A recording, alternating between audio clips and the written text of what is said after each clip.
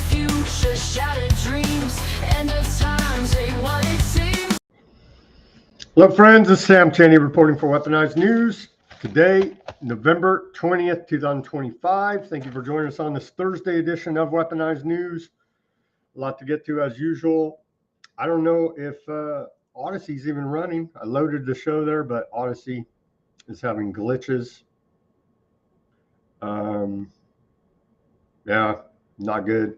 I guess we're on there with the wrong title, it looks like. Okay, so we're on Odysee, but the wrong title. Anyway, shout out to Odysee audience. Thank you guys for joining us. Okay, what do we got today? Oh yeah, and apologies yesterday. The title was screwed up too. I think that was my end. You're not allowed to go over 100 characteristics, and I went over by like one characteristic, so it screwed it up. Anyhow, we got it fixed, and the title here is wrong on Odysee, but it should be correct on the rest of the broadcast. Thank you for joining us on this Thursday. What do we have today? Well, we put internationally renowned war criminal, genocidalist Dick Cheney to rest. And we got to hear from all the bullshit, fake news and government and hacks and liars how great of a patriot Dick Cheney was. No, actually, his policies killed millions of people, including tens of thousands of U.S. troops. And so, burn in hell, Dick Cheney. That's what I got to say about it. Burn in hell. And all the monsters that say how great you were, because you weren't. Dick Cheney was an evil monster. And so we shall remember him as such here at Weaponized News. Because we're in the reality game here, not some bullshit partisan politics, fluff up past monstrosities and genocides as if it's justified. It wasn't. We have Dick Cheney funeral reporting. Barry and Dawn did not attend. We'll cover that. What else do we got? Democrats being accused. And it's just talk. I mean, we're getting to the point, their words, and we're already at that point, but it's becoming abundantly clear to the public at large that's paying attention. These clowns' words don't matter. Okay, lock her up, Hillary, right? That was a giant part of Trump's 2016 campaign. Never locked her up. Now, what does he say? Seditious behavior punishable by death. Bullshit. Bullshit, Trump. I'm calling Trump on this. Bullshit. It's the government, and this is all a play, a stage play of political theater, and it's bullshit. We're not getting justice for the American people for the violation of our civil rights, constitutional rights, natural rights. We've gotten no justice. They can't even prosecute Comey correctly. And I could give a damn, honestly. They're all, again, the entire government, down to the janitor, need to walk themselves down to a FEMA camp and turn themselves in. Every one of them. Of course, that will never happen, but that's my anarchist dream. Okay, this stuff, it's just nonsense. We'll cover it, though. We'll cover it for you. Here's a Democrat that got my vote because we're pro-corruption, right? YouTube and Facebook and all these clown outfits. We're pro-corruption. So House Democrat charged with stealing $5 million in FEMA funds. They set up some, we'll cover that. I'm a big fan of this, right? Because we're pro-corruption here at Weaponized News. We got the meme of the day from the Department of Homeland Security. They actually put out two. And then we're going to go over a bunch of corruption from the Biden administration and the Trump administration to go ahead and show you it's not the Republicans, it's not the Democrats, it's the government. You see, the entire government. So we're going to cover that for you. What else do we got today? Oh, big announcement by the CDC on their website. We'll probably be banned for reporting what the CDC published on their website yesterday about autism and miracles. We'll cover that breakthrough. We're getting little crumbs of victories, little tiny crumbs. I saw a meme right before I went live here on the X, and it's like has them down, two dudes down with their hands behind their back and the gun to the back of their head, getting ready to execute them. And they're like, and the little caption bubble says, "Well, at least they freed Ross Ulbricht." You know what I'm saying? So at least the CDC admits that miracles may cause autism. We'll go over that. You get little tiny scraps of crumbs of some type of something out of this corrupt regime. We learned yesterday, according to Trump, Susie Wiles, his chief of staff, runs the world. And apparently, cover for Bobby Kennedy Jr., the fact that he can't fully implement Maha agenda is because Susie Wiles, the pharmaceutical lobbyist, Trump's chief of staff, is blocking all of this action on true health freedom, is the new narrative now. I'm having a hard time buying that, but we did get this action at the CDC. We'll cover that. Little tiny crumbs, and we're the skeleton still waiting on the keyboard meme here.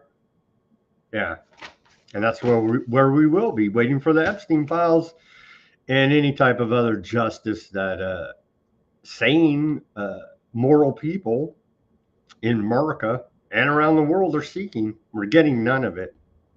We're going to cover all this. Hey, but there's giant military expenditures all over them. So there's signs everywhere. We're gearing up for a major regional and probably going to a world war here in the very near future. But besides that, Trump's your president of peace now, isn't he? Guess who else is jumping in the meme game? The Department of War. And so we may start doing daily Department of War memes. We'll see. They've cranked out one, and so we'll see. They're jumping in the meme game too. Can never have enough propaganda. And then we're going to go back over this again. I haven't seen anybody else reporting on it. Even though the Department of War is 2 days behind the announcement of writing an article, and I don't see anybody else even reporting on it. We'll report on it because I feel it's very significant to know what the hell is going on as we're going into all these potential wars. The critical areas of technology, again, have been pared down from 12 to 6 by your Department of War. And today we've been focusing each day on one specific area. Today we're going to focus on scaled hypersonics. And so as we go through this, detailing it. Oh, by the way, if you missed yesterday, America has bombed Somalia 97 times this year. Nobody notices. What did George Carlin say? Nobody seems to notice. Nobody seems to care. That's where we're at. President of peace. Well, you bombed Somalia 97 times this year. Yeah, who cares? They're Hamas terrorists, right? Or Al-Qaeda. Oh, ISIS. I see who it is. It's ISIS. One of these bad guys propped up by Western intelligence. We got to take care of them now, don't you know? They're literally living in freaking nothing in the poor country of Somalia.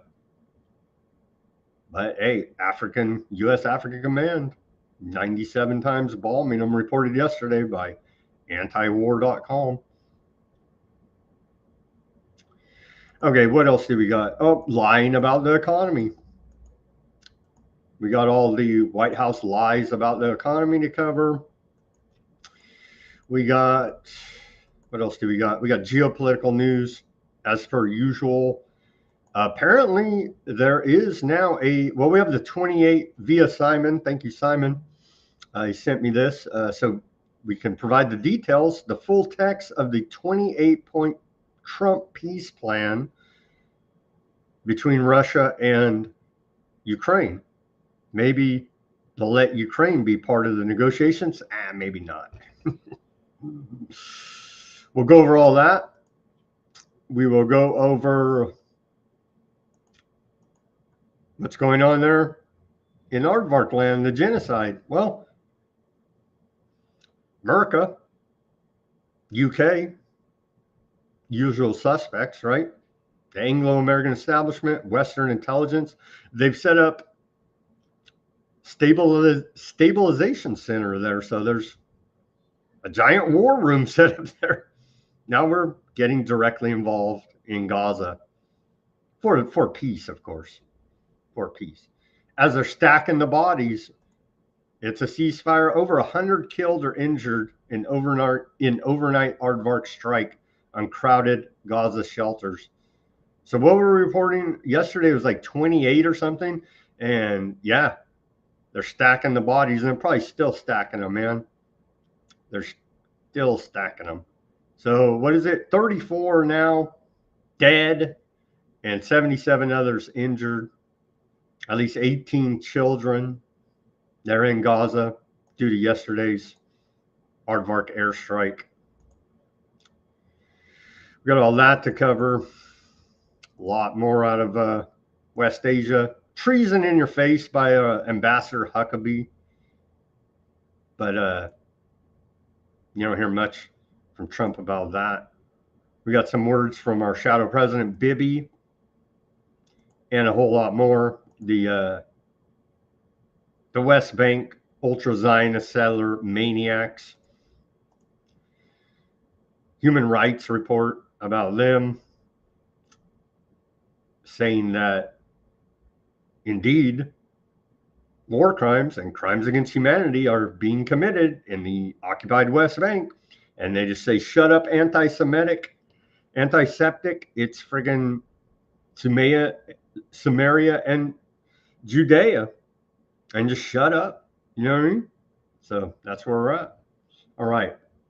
With that, let's get to this day in history. And it's kind of a short list on this day. On November 20th, going back to the year 1789, the Bill of Rights. New Jersey is the first state to ratify the Bill of Rights and then subsequently violated everyone's rights that same day. No, I made that part up, but that's our history. We're told that the government cares about our rights. In 1815, on this day, a few things happened. First, Russia, Persia, Austria, and England signed an alliance for the, quote, maintenance of peace in Europe.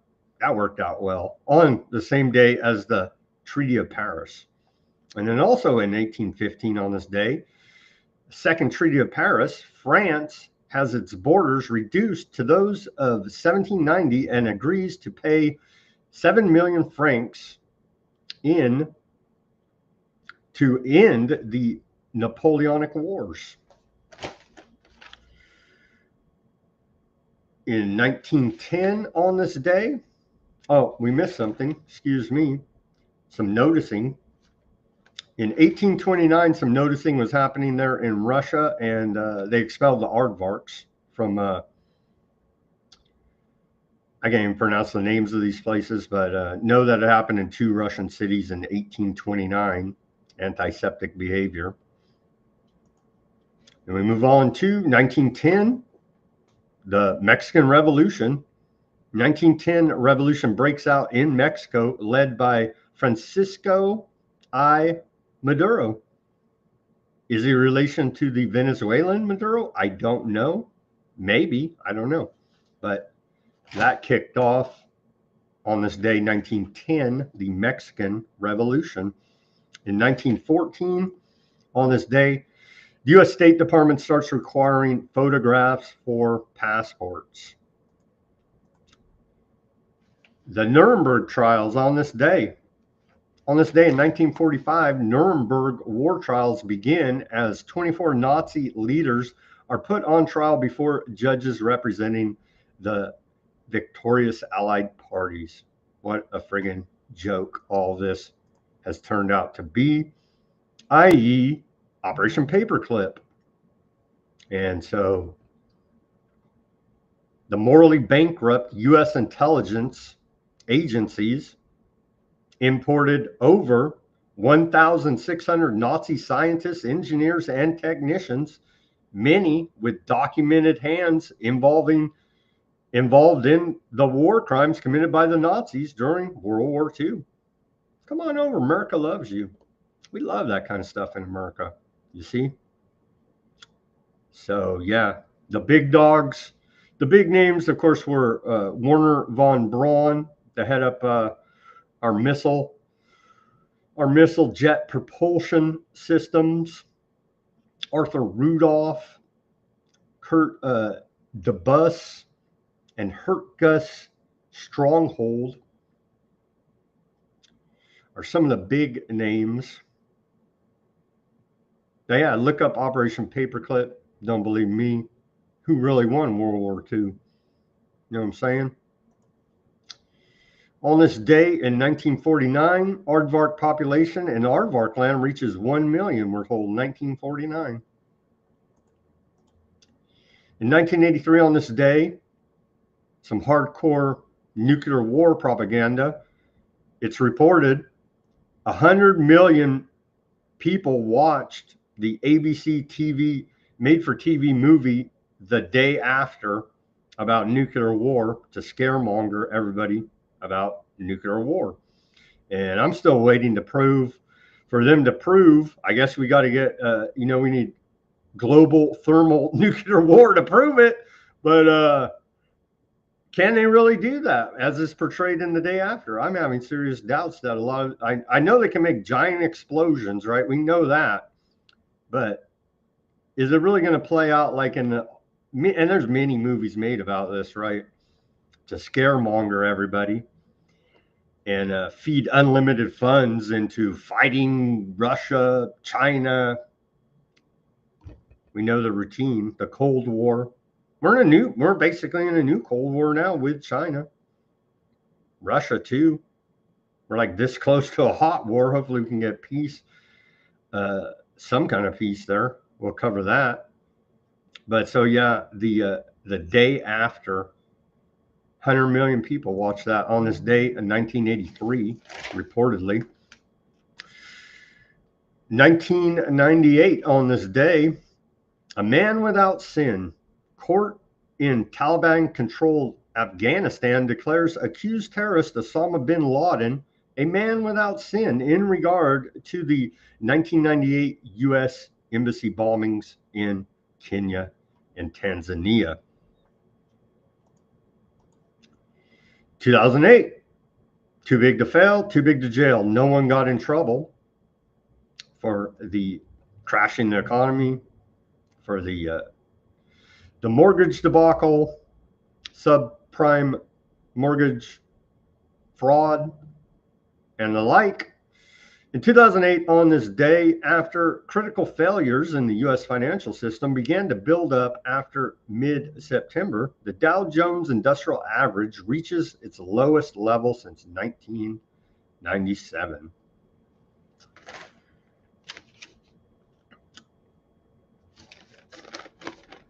And what's the key thing there? Bring back Glass-Steagall. We had the regulations in place so this wouldn't happen.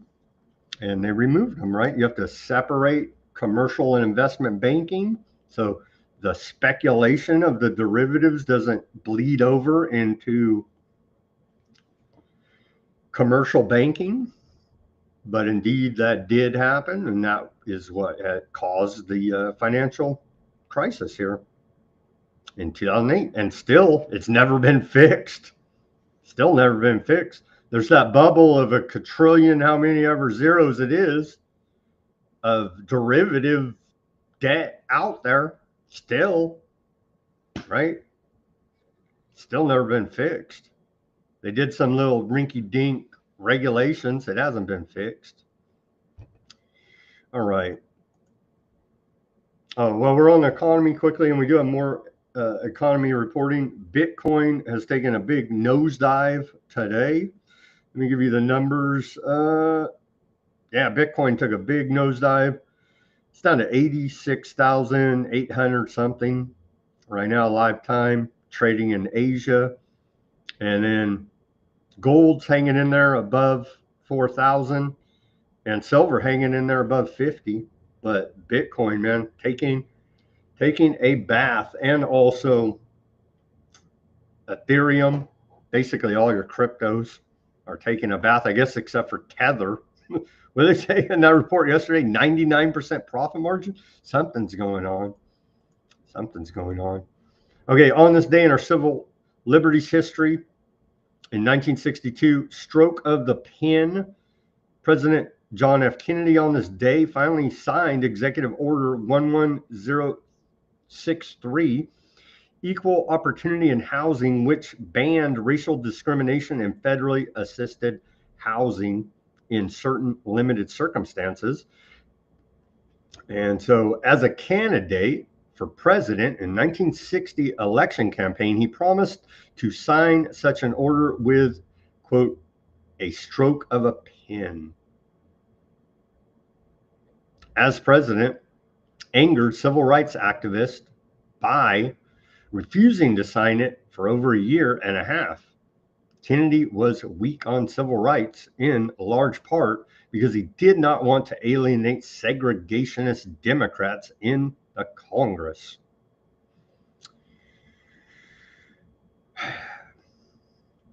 Why even have a government? We just should say they're dictators and executive orders, stroke of a pen. How many? We're in over 50 federal emergencies still.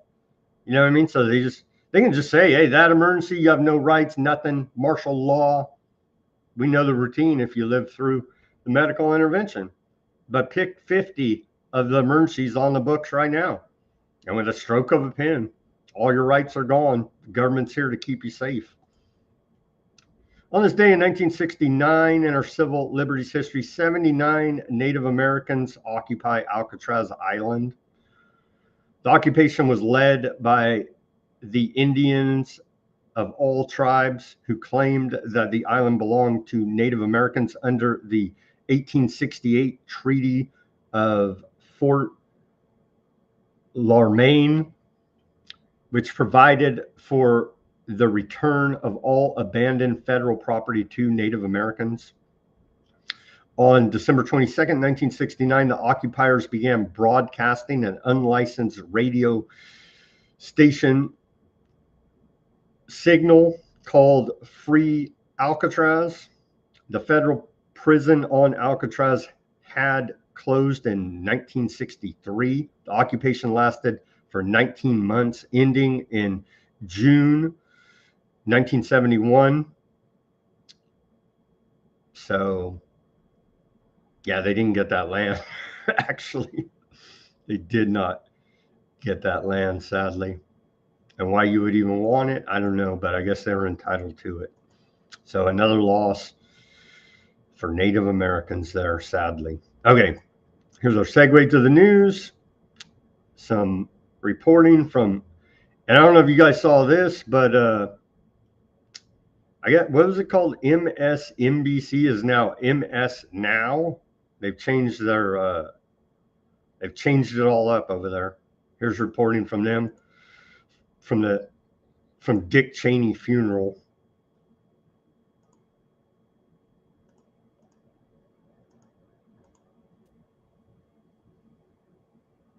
Far, and we've seen the likes of John Brennan, John Bolton, Bill Kristol, also as well as Scooter Libby, of course, the close aide to former Vice President Dick Cheney. This is a moment here where you are seeing a collection of folks from across political parties who are involved in Washington, D.C. governance over the last 5 decades. If you look at Dick Cheney's life, he came into the Oval Office for the first time in his early 30s as deputy chief.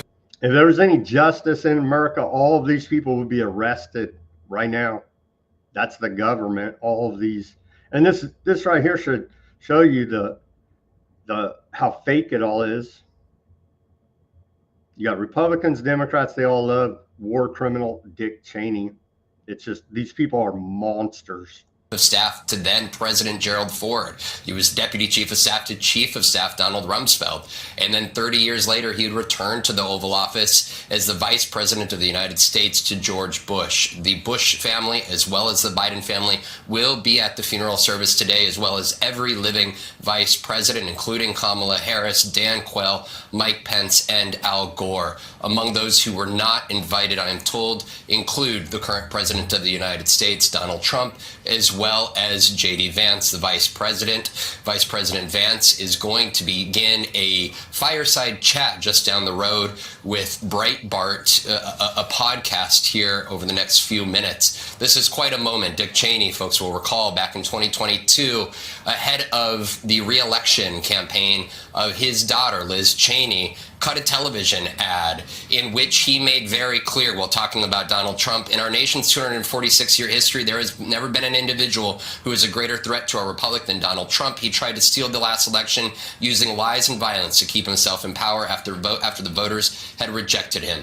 He is a coward. The vice president's residency, where Dick Cheney lived for 8 years, is less than a mile down the road from here at the National Cathedral in Washington. During this service here, among those who will be paying tribute to the life of the former vice president will be his longtime cardiologist, who became a friend, and the two men co-authored a book together, as well as Pete Williams, our longtime friend and colleague here at MSNBC and NBC News, the former justice correspondent, who, when we talk about Dick Cheney's life, Mika, folks should recall that he served in Congress for 10 years from Wyoming, which is where our Pete Williams was from as well. He served as an aide in Congress to Dick Cheney before going to the Pentagon to serve as an aide to him there when Dick Cheney became the Secretary of Defense in the 90s under George H.W. Bush administration. He will pay tribute to the former vice president, and then George W. Bush, the former president for which Dick Cheney served, will then speak, and then 3 of his grandchildren, and of course, former Congresswoman Liz Cheney will pay her respects there from inside the cathedral to her late father as well. Mika? MS Now White House reporter Von Hilliard. MS Now. Burn in hell, Dick Cheney. Burn in hell, you bastard. So as you heard in our report, Trump and Vance were not invited. Barry and Mike didn't attend either. The Obamas are skipping Dick Cheney's funeral after Michelle's previous absences this year. Though Barry attended both Jimmy Carter's funeral and Donald Trump's inauguration in January, Mike, Michelle, him, them, they, it, whatever the hell, has been focused on life outside of politics this year, and says she's practicing the art of saying no. Well, good for her, him, them, they. And so the last 2 administrations did not attend, or the figurehead puppets of the last 2 administrations did not attend Dick Cheney's funeral. Let's hear from old George Bush.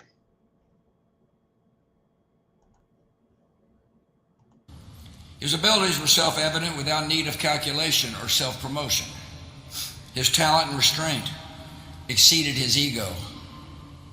Even before the Cheney name reached the national stage, people always saw something in the man, solid, reliable, and rare.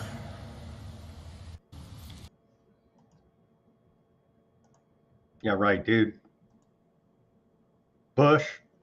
Everybody at that funeral belongs in prison for life.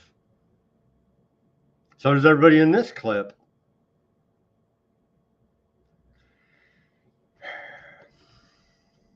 Don't give up the ship. There's a compilation posted by Elisa Slotkin, who's a senator for the great state of Michigan. From all these Democrats, says that we want to speak directly to members of the military and the intelligence community. The American people need you to stand up for our laws and our Constitution. Don't give up the ship. And this is what Trump is calling treason. We'll get to that. But here's the clip of all these Democrats. But where were they? Where were they during the Biden administration? I could take these people seriously if they start calling out the entire government. But no, I can't, because they work for the government. And so there is the rub. There's the rub. I'm Senator Alyssa Slotkin. Senator Mark Kelly. Representative Chris Deluzio. Congresswoman Maggie Goodlander. Representative Chrissy Houlihan. Congressman Jason Crow. I was a captain in the United States Navy. Former CIA officer. Former Navy. Former paratrooper and Army Ranger. Former intelligence officer. Former Air Force. We want to speak directly to members of the military And the intelligence community. Who take risks each day to keep Americans safe. We know you are under enormous stress and pressure right now. Americans trust their military. But that trust is at risk. This administration is pitting our uniformed military And intelligence community professionals Against American citizens. like us. You all swore an oath. To protect and defend this Constitution. Right now, the threats to our Constitution aren't just coming from abroad, but from right here at home. Our laws are clear. You can refuse illegal orders. You can refuse illegal orders. You must refuse illegal orders. No one has to carry out orders that violate the law. Or our Constitution. We know this is hard. And that it's a difficult time to be a public servant. But whether you're serving in the CIA, The Army, our Navy, The Air Force. Your vigilance is critical. and know that we have your back. because now, more than ever, The American people need you. We need you to stand up for our laws. our Constitution, And who we are as Americans. Don't give up. don't give up. Don't give up. Don't give up the ship. Where were these clowns during the medical intervention period with forced medical experiments upon all the people working for the government and the military and the like? Oh, well, that was all for your own safety, of course. Here's Nancy Pelosi, and I don't disagree with her, but she's right up there with the rest of them, all of them, literally all of them, down to the janitor. And remember during when they couldn't get federal workers to go back to work? Remember all that? And when Trump administration came in, they said, oh, only 6% of the workforce show up, and 4% of those are janitors. So maybe we leave the janitors alone. They're the only ones that go to freaking work in this corrupt government. What the hell? Let's throw the janitors in there too. You're getting a paycheck from the government. You're complicit in crimes against humanity. But here's Nancy Pelosi saying the biggest con job in American history, Donald Trump. Well, she's part of it too. Of course, this is all in keeping with their, let me say, use the president's language. He said this whole climate issue is the biggest con job in American history. Always projecting his own vulnerability onto others. President Trump is the biggest con job in American history. And so, of course. But aren't they all? She ain't lying, but so is she. And all the jokers right there. Jeffries and whoever that other guy is. And so what's Trump's response to all this? Well, Trump said in a post on his Truth Social that he said seditious behavior punishable by death. In reply to that Democrat video call for the order followers to not follow unconstitutional orders. And isn't that the problem? Are all of these order followers your government? Trump supporters call to hang political opponents. These idiots are going to get themselves in trouble. Here's that post by Trump. Seditious behavior punishable by death.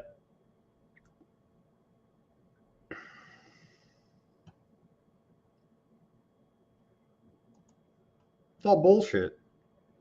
It's political theater to keep us fighting. All MAGA, all Republicans jumping on this, all the Democrats jumping on that.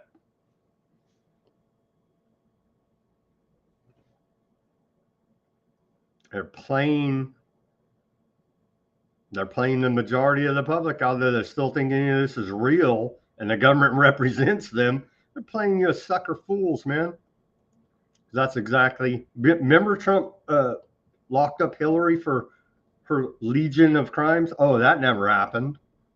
That never happened because they're related, right? They're little like six cousins or some ridiculous thing in this incestuous bloodline aristocracy that calls herself a constitutional republic. It's not. It's simply not.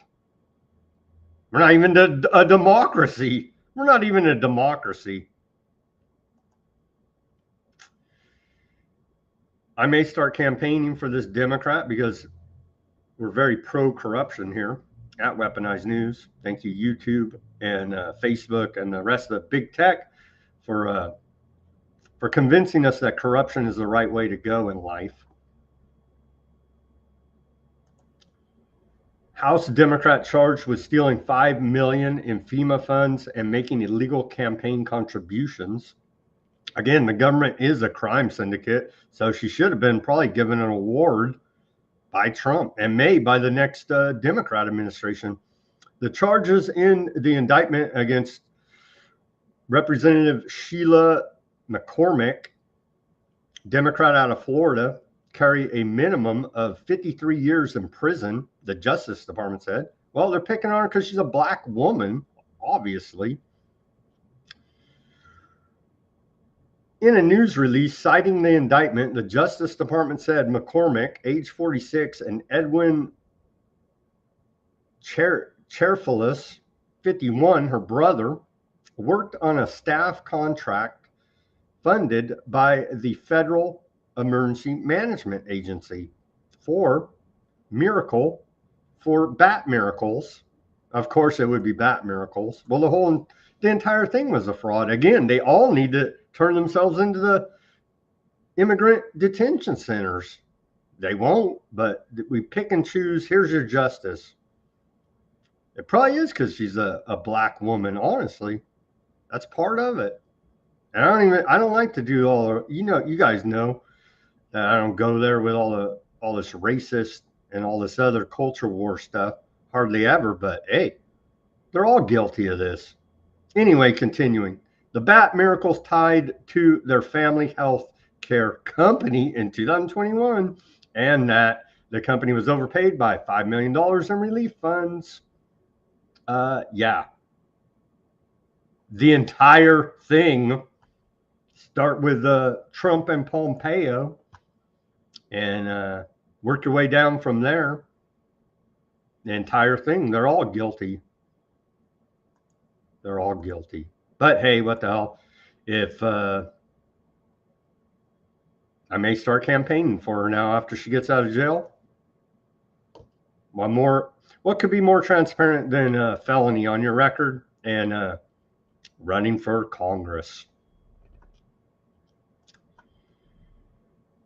Meme of the day from the Department of Homeland Security, they say, and they're yelling. I don't know why they're yelling this. It's all caps, right? I don't think the government understands, like a lot of them, and Trump as well, that when you put everything in all caps in text, that means you're yelling. Maybe they do know. I don't know, but they seem to be yelling very inappropriately all the time. Here's your tyranny, Department of Homeland Security. Restore integrity to America's immigration courts. If you're a legal professional, join the Department of Justice as a deportation judge to preside over cases and determine whether an alien must stay or leave our nation. Make decisions with generational consequences. You be the judge. Join.justice.gov. Go work for the crime syndicate. At least here they're like sideways implying maybe you get due process. Nah, probably not. Probably not. And then another meme. We got two today from the Department of Homeland Security. This one's pretty low budget, in my opinion. They say, "Dear criminal illegal aliens, we are gone. It is safe to come out. And then here's the meme, of course, based Chad on the interwebs hiding behind a bush. Not very professional and not even a very good meme, in my opinion. And that's right from your Department of Homeland Security. This guy's on the right track right here. John Whitehead. He published this article called America's Crime Syndicate Government, Profiteering, Protection Rackets, and a Pay-to-Play Presidency. Indeed. Here he's talking about the Trump administration, but hey, I got coverage from the Biden administration. And this is just the stuff that we know about. Imagine there's so much scandal, crime, grift that we don't even know about and never will know about. But this is just the stuff that we do know about. And then old Howard Lutnick, Epstein's neighbor, I don't know what happened on 9/11. His family stands to make $1 billion off the, quote, AI revolution. That's a report out of the failing New York Times. But let's take a look here now. Let me see if I can consolidate this down for us. We'll start with Trump, and then to show you it's bipartisan corruption, i.e. the government. It's the Democrats, it's the Republicans, it's the government. Okay, we're starting with the corruption of the Trump administration, top 10 here. Then we'll move on to the corruption of the Biden administration, top 10. Cryptocurrency profiteering. The Trump family has reportedly generated substantial income from cryptocurrency ventures, including meme coins and World Liberty Financial, with estimates of over $1 billion in net worth gains since the 2024 election. Investors, including foreign nationals, paid significant fees for access, such as a $148 million event yielding $320 million in trading fees. An executive order prioritized cryptocurrency nationality, potentially benefiting these interests. Foreign investments and regulatory leniency. Foreign entities such as an Abu Dhabi fund investing $2 billion in a Trump-linked cryptocurrency exchange, and Chinese-born billionaire Justin Sun purchasing 18.5 million in tokens, coincided with paused U.S. regulatory actions, including SEC fraud probes. Nothing like rigging the game for the geniuses out there in the financial crypto markets. Government contracts tied to donations. A $1.2 billion 15-year contract was awarded to Geo Group for an immigration detention facility following $1.25 million in donations to pro-Trump super PACs and $500,000 to the inaugural committee. Multiple federal investigations against donor companies were halted. Most transparent administration in history. Overseas business expansions. The Trump organization announced 12 new international deals post-2024 election, including developments in Oman, Saudi Arabia, UAE, and government-owned partners. Foreign governments are projected to pay nearly $2 million monthly for properties in Trump World Tower. Events at Trump properties. Special interest groups hosted 137 events at Trump-owned venues, generating over $13 million, while foreign governments contributed approximately $13.6 million. LIV Golf, backed by Saudi Arabia, held tournaments at Trump golf clubs. Country clubs. taxpayer funds and self-enrichment. Government agencies, including the Secret Service, expended nearly $2 million at Trump properties. The administration received a $400 million luxury jet from Qatar royal family for official use, of course. But everybody I don't like's a Qatar agent, and they told me. That narrative is beyond stupid by your fake conservative MAGAs, if people can remember all that. Oh, you're critical of genocide? You're a Qatar agent. As Trump gets his luxury jet from Qatar royal family. Dismantling oversight mechanisms. Approximately 17 independent inspectors general were dismissed, as if they ever helped. Maybe that little crumb of salt, something they give us. Reducing accountability, the Justice Department discontinued investigations into cryptocurrency-related crimes and public corruption teams. Again, that meme with your hands behind your back and the gun to your head, well, at least they freed Ross Ulbricht. You know what I mean? Little specks of crumbs. All right, where are we at here? Pardons were issued to cryptocurrency executives, and federal probes in donor-related entities such as Crypto.com were terminated. This included halting actions against companies post-inaugural donations. Nobody's above the law, except for if you pay off the Trump administration, then you are actually above the law. Access, sales, and fundraising. Members' fees at Mar-a-Lago escalated to $1 million, and a new Trump-aligned club in Washington, D.C. charged $500,000 for initiation, promising proximity to government officials. Trump attended fundraisers at his properties. Broader conflicts and ethics shortfalls. We know that having ethics is a conspiracy theory, and it should be outlawed. We learned that during the medical intervention period. The administration's ethics pledge was deemed insufficient, failing to require divestment and permitting foreign private dealings.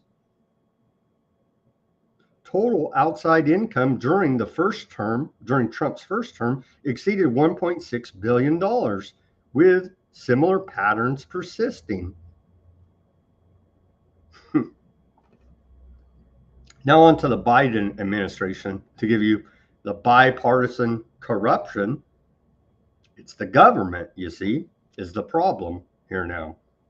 If we just vote our guy in, we're going to get those dirty, corrupt Democrats. If we just vote our guy in, we're going to get those dirty, corrupt Republicans. It's all the government. Hunter Biden's Burisma Holdings involvement. Allegations surfaced that Hunter Biden, while serving on the board of Ukrainian energy firm Burisma Holdings from 2014 to 2019, facilitated a scheme involving $5 million bribe to then Vice President Joe Biden to influence the dismissal of Prosecutor General Viktor Shokin, who was investigating the company.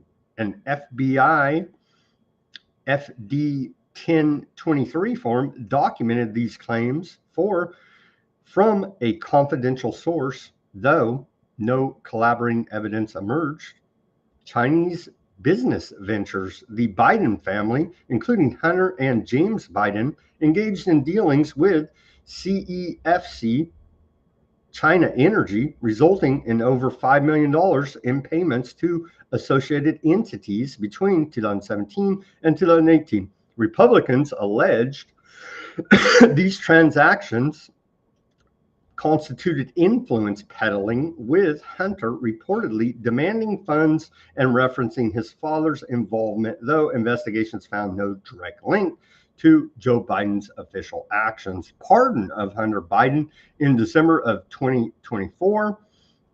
Then President Joe Biden, AutoPen, issued a broad pardon to his son Hunter for federal convictions related to gun possession and tax evasion, spanning potential offenses from 2014 to 2024. Suspicious activities reports, over 150 SARs were flagged by banks concerning the Biden family transactions, highlighting potential unusual foreign payments exceeding $10 million from entities in Romania, China, and Ukraine. These reports prompted scrutiny but did not substantiate illegal activity by the president. Foreign payments to family members. House Republicans documented approximately $20 million in payments from foreign sources to Biden associates and family members during Joe Biden's vice presidency and afterwards, including $1.3 million to Hunter and James from a Chinese-linked firm. No evidence tied these directly to policy decisions. House Oversight Committee investigations, led by Chairman James Comer, the committee released reports alleging Joe Biden's awareness and participation in family schemes, citing emails, bank records, and witness testimonies. A 2024 inquiry recommended impeachment but failed, with Democrats dismissing it as unsubstantiated. FBI declassifications on alleged corruption. In 2025, the FBI released documents detailing confidential source claims of Biden family ties to foreign corruption, including Hunter's roles in Ukraine and Chinese firms during the Obama administration. These echoed earlier Senate probes, but lacked definitive proof against Joe Biden. Claims of abuse of public office. Allegations included Joe Biden's use of his vice presidential position to benefit family ventures, such as meetings with Hunter's associates and trips coinciding with business deals. A timeline compiled by Republicans highlighted over 20 instances, though independent reviews found no criminal conduct. Lack of direct evidence against the president. Multiple sources, including the 2020 Senate report and the 2023 House findings, concluded no wrongdoing by Joe Biden personally, despite family dealings. Critics argued that investigations relied on innuendo with no proven quid pro quo or policy influence. Broader administration controversies. Additional claims encompass waste, fraud in federal programs, FBI internal issues, and peripheral scandals like the arrest of a Biden appointee's associate for campaign fund misuse. These are framed as systemic corruption, but often lack ties to the president. They know what they're doing here now, right? They know what they're doing, or they know how to look the other way. And so, as you could see there, much corruption, profiteering from positions, from puppet positions as president in the executive branch there by the Republicans and the Democrats, the government. Here's a bizarre story. Don't attack the government. They mention conspiracy in here. Let's take a listen to this crazy story. 2 Virginia men, an assistant principal at a local high school, and his brother were arrested for plotting to shoot ICE agents. They're 2 white boys. I don't know what their deal is. I guess they're hardcore pro illegal immigration. Let's take a listen to this report. 2 brothers have been arrested, charged with threatening to shoot police and ICE agents, and one of them is an assistant principal at Kempsville High School. Yesterday, Beach police arrested 54-year-old John Bennett. School officials say he's currently on leave from his position there. The other suspect is 59-year-old Mark Bennett. Court documents reveal several disturbing details about this investigation. So let's send it over to 10 on Your Side's Ethan Krause, who joins us live outside of that school. Ethan. Yeah, Aisha, good afternoon. And you said it, the court documents do reveal details leading to the arrest of Kempsville High School Assistant Principal John Bennett. Now, according to the Virginia Beach Police Department, John Bennett and his brother Mark were both arrested on November 16th after police received information that the... What's that? Educator charged with conspiracy? You don't say. Brothers threatened to commit acts of violence against local police and ICE agents. Court documents reveal that the brothers were overheard talking at a restaurant where Mark Bennett mentioned how he had an assault rifle with the ability to utilize explosive rounds that could penetrate protective vests. He also mentioned flying to Las Vegas to meet with like-minded people and how he would return with, quote, enforcement ideas and plans. The documents went on to state that John Bennett added statements of support and enthusiasm for the suggested violence and also expressed interest in joining his brother on the trip to Vegas. Now, both brothers were arrested and charged with conspiracy to commit malicious wounding.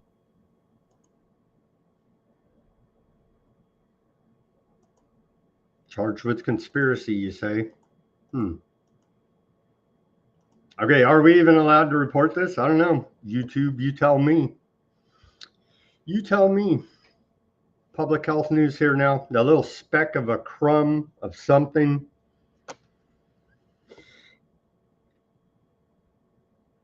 Under the Trump administration, Aaron Siri, lawyer for Highwire, for ICANN. This came out last night after the show. He says the CDC has updated its autism and miracle page to start telling the truth, including the claim miracles do not cause autism is not an evidence-based claim because studies have not ruled out the possibility that infant miracles cause autism. Studies supporting a link that have been ignored by health authorities. Scientific studies have not ruled out the possibility that infant miracles contribute to the development of autism. However, this statement has historically been disseminated by the CDC and other federal health agencies within HHS to prevent miracle hesitancy. Multiple reports from HHS and the National Academy of Sciences have consistently concluded that there are still no studies that support the specific claim that the infant miracles, and they go through a bunch of them, do not cause autism, and hence the CDC was in violation of the Data Quality Act when it claimed miracles do not cause autism. CDC is now correcting the statement. Here's the website, YouTube. You can see right here. Put that little stupid warning in the bottom. cdc.gov. cdc.gov. See right there, YouTube?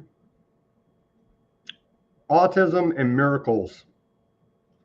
The claim miracles do not cause autism is not an evidence-based claim because studies have not ruled out the possibility that infant miracles cause autism.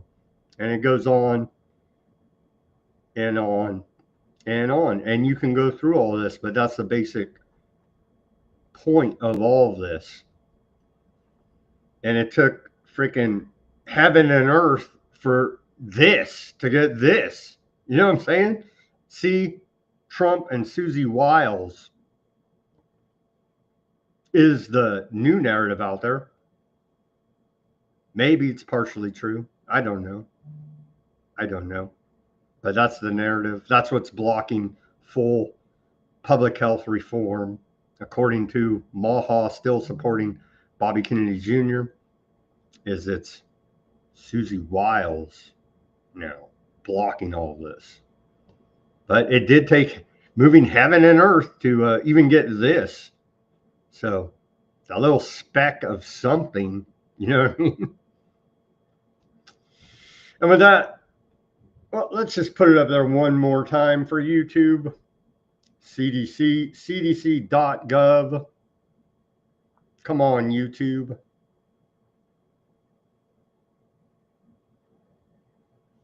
All right. With that, let's take our live commercial break. Everybody go to weaponizednews.com. Get yourself some stickers. We got the holograph sticker. We have the white background sticker. And we have the clear sticker here. Put it on your laptop, your bumper, your guitar, your hard hat, your work locker, as listeners have, and we appreciate that. Help spread the word about this show. We're broadcasting Monday through Friday, 5 p.m. Pacific, 8 Eastern Time. Support independent reporting and analysis on the interwebs like nobody else. I'm working over here as a host and producer of Weaponized News to bring you some interesting, informative guests. I have Aaron Day in the pipeline, and also have Derek Bronze in the pipeline, amongst others. Here I've been talking to today, and they're both open to coming on the show, but we just have to sort out everybody's schedule and get that straight. But look forward to those two gentlemen coming on. And again, Simon will be back starting the first Monday in December. And so we look forward to his deep dives into geopolitics and everything else that Simon can bring to our audience. So all of that to look forward to. And then as I'm constantly working over here behind the scenes, trying to get interesting, informative guests on the show. And so working my butt off over here. Go to weaponizednews.com store, as we've got a lot of items over there. I'm still indexing it all. So you can, if you want a shirt, you can simply go to the apparel, a shirt or a hat or other items. But I'm still working on that and doing the search engine optimization and all this fun stuff that you got to do to be seen on the interwebs and try to figure out Google and all that. Anyway, a bunch of technical behind the scenes stuff, but the store is up and running, and we have many items over there. Pet ID tags for your cat, dog, whatever pet, rabbit, turtle, horse, whatever, man. Hand custom engraved with your pet's name, area code, and phone number. We have a few books over there at the store and many shirts. We have baby items, onesies, baby beanies as we go into the winter here now. Camouflage Weaponized News hat. Many items over there. Long sleeve black Weaponized News shirt. And I'll be adding more here now. Working as much as I can, but go to weaponizednews.com store. Appreciate your patronage. You can, the link is right in the description below this video, as is our Cash App and Buy Me a Coffee links and Bitcoin wallet address, even though Bitcoin's in the shit can right now. It's something, right? Something? Well, thank you for all the subscribers and patrons to the store as we continue our efforts to call out the crime syndicate that is known as your government and get people to remove the political scales from their eyes, shun the cult of personality, and see things for what they actually are, and stop living in this delusional land that somehow, some way, anonymous internet riddles are going to save the day and get the bad guys. That's simply not going to happen. And that's the facts of life, man. And I know our audience knows that, but it's just a struggle to talk to these people. Are they even real? Do they even believe this? I don't know. There's much brain damage in the American population due to many toxic factors of the environment. And so I don't know what causes these people to act this way, if they really even believe. But I know, see, I'm like, okay, on the interwebs, I see the people, I'm like, oh, they're paid government propagandists. They're going to prop up whatever lie the government says and sell it to us as freaking rosy, right? But then I know people in real life. I'm like, no, I can never forgive Trump for Operation Warp Speed. I'm sorry. He lost my support forever. And then the more you dig into it, we just went over a laundry list of corruption, and it's way worse than even that, right?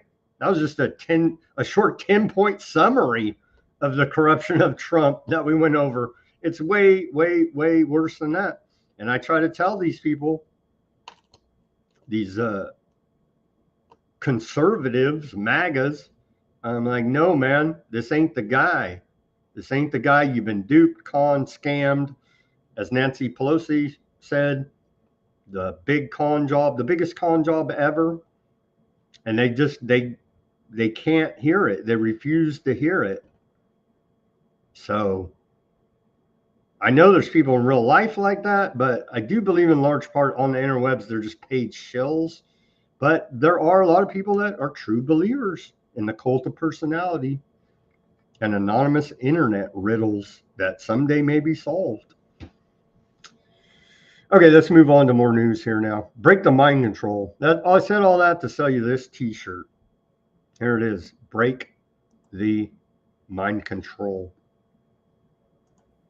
There you go. For your patronage at Weaponized News Store.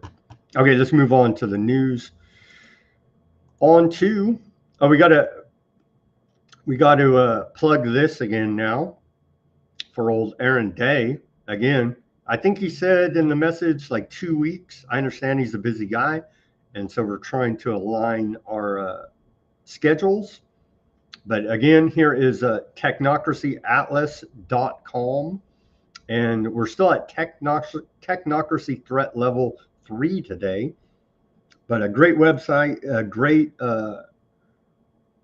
database of knowledge on the technocracy here now.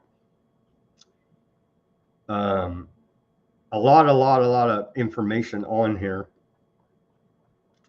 And so hopefully in a couple of weeks, we'll get Aaron Day on to explain all of this stuff.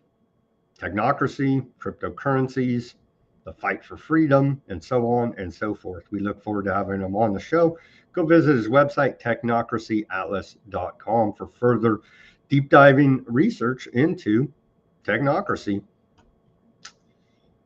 U.S. Coast Guard will no longer classify swastikas, which in times of the past was recognized in such cultures as Indian culture, for one, as like a sun sign and a sign for good. And it was co-opted by the Nazis and turned into a sign for bad. But hey, I guess not according to the U.S. Coast Guard. According to this report out of the Washington Compost, U.S. Coast Guard will no longer classify swastikas and nooses as hate symbols. I don't know how a sailor, sailors tie all the knots, right? That's like their thing. It's part of sailing, right? I don't know how they could be classifying nooses as a symbol of hate when they tie all these different knots. They're like, hey, you tied that knot wrong. That's a symbol of hate. Anyhow, the U.S. Coast Guard will no longer classify swastikas and enable an emblem of fascism. Maybe they're seeing it like the Indians and all these other cultures that you didn't use it as a symbol of fascism. It's now just your Nazi fascist symbol. An emblem of fascism, white supremacy, the Washington Compost tells us here now. So be aware in the Coast Guard that it's pretty scary that nooses are now not considered a symbol of hate as you tie your sailing knots. Department of War jumping in the meme game here. Jumping in the meme game. Here's your daily meme from the Department of War. We own the sky, they say. war.gov/join the fight. What? Yeah. I guess we can appreciate at least the fact that they're just straight up saying we're the Department of War. I guess we can appreciate that at least. Here's some propaganda from the Army. I'm telling you, man, we're getting ready for something big here now.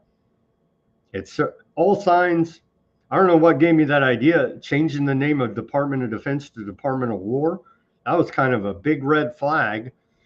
And they keep prepping the public. I'm telling you, at these sport games, football games, baseball games, basketball games, 5 years ago, it was you're all damn racist and F this system, right? Now it's salute the flag, the flyovers, America.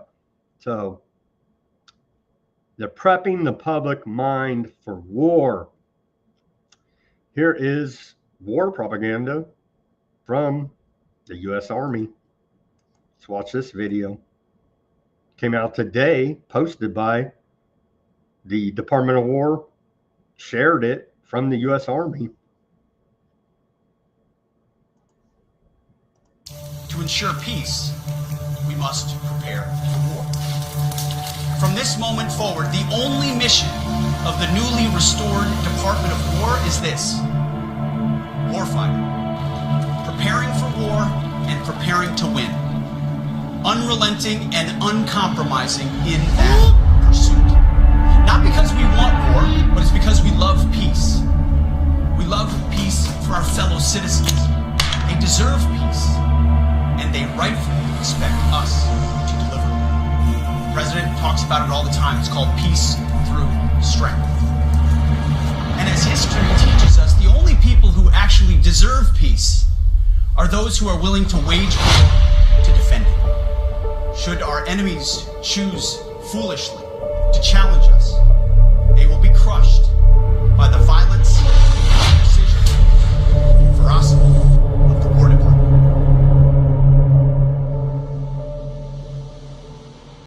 There you go. Does it get more Orwellian than that? Only those that deserve peace are those willing to wage war.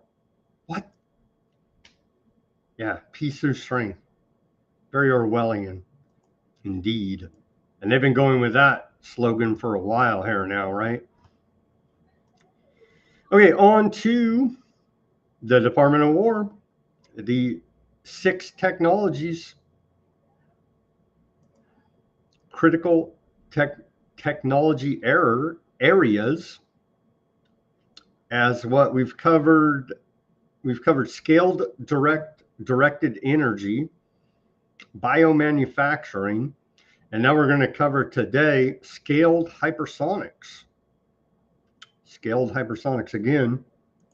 I don't see anybody else reporting on this.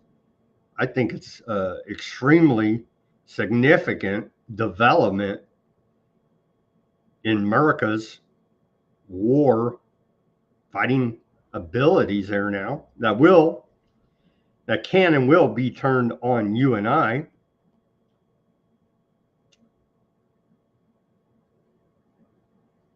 Scaled hypersonics. And this is after, and who even knows if any of this is real, right? They tell us, and then the nuclear war threat out there. This is on the back of Russia's Reznik, and they said they have some other crazy, is any of that real? I don't know, maybe. But let's take a look at U.S. scaled hypersonics. The Department of War critical technology area focused on developing, producing, and fielding in large quantities hypersonic weapon systems capable of sustaining flight at Mach 5. These include boost glide vehicles and air-breathing scramjet-powered cruise missiles that combine extreme velocity with mid-flight maneuverability, making them nearly impossible to intercept with current defenses. That was the claim made by Russia's Reznik hypersonic missile, that the thing goes so damn fast, you can't stop it. That's what Putin was claiming. The most evil man in the world, YouTube. The capability enables rapid global strike, hitting high-value targets anywhere on Earth in under an hour, while surviving intense heat, atmospheric drag, and enemy countermeasures. In the Department of Wars 2023-2025 technology prioritization framework, scaled hypersonics is one of 6 top tier. We covered that. We're going through them one by one. Key technical hurdles include advanced thermal protection materials, high temperature electronics, precision guidance in plasma environments, and critically transitioning from expensive one-off prototypes to affordable mass producible weapons. Supporting efforts include the Joint Hypersonics Transition Office, university-led consortium, multiple service test ranges, and high investment in modeling, simulation, wind tunnels, and flight testing. Core mission, mass field Mark 5 plus weapons for global time critical strikes with near total survivability. Strategic driver counter. This is the counter China and Russia's operational hypersonics, as I mentioned earlier, a Reznik and other weapons. Key systems, boost glide and air-breathing cruise missiles. Scaled imperative, shift from boutique prototypes to affordable high-value production for deterrence in depth. Technical challenges, extreme heat management, we covered that, right? Guidance blackout, precision navigation, and cost reduction. Institutional push, dedicated Joint Hypersonics Transition Office and cross-service integration. Massive investment, hundreds of millions annually to industry and universities, workforce pipelines, and test infrastructure. You don't worry about them blowing up the world. It's creating jobs, bro. That's a routine.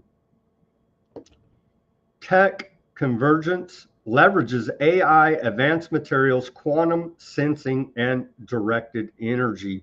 Dual use, ethical risk. Well, we know ethics are conspiracy theory. Lowers threshold for preemptive strikes. We got to hit them first because they were going to hit us, because intelligence never lies. Compresses nuclear decision timelines. Hard to arms control. Current status, multiple successful flight tests, moving toward initial operation capability by the end of the decade. And so they're working on it. They're working on it, allegedly. They probably already have it, but they're not telling us 100% just yet. And so there's your scaled hypersonics coming out of the Department of War. Again, let's remind everybody, U.S. bombed Somalia for the 97th time this year.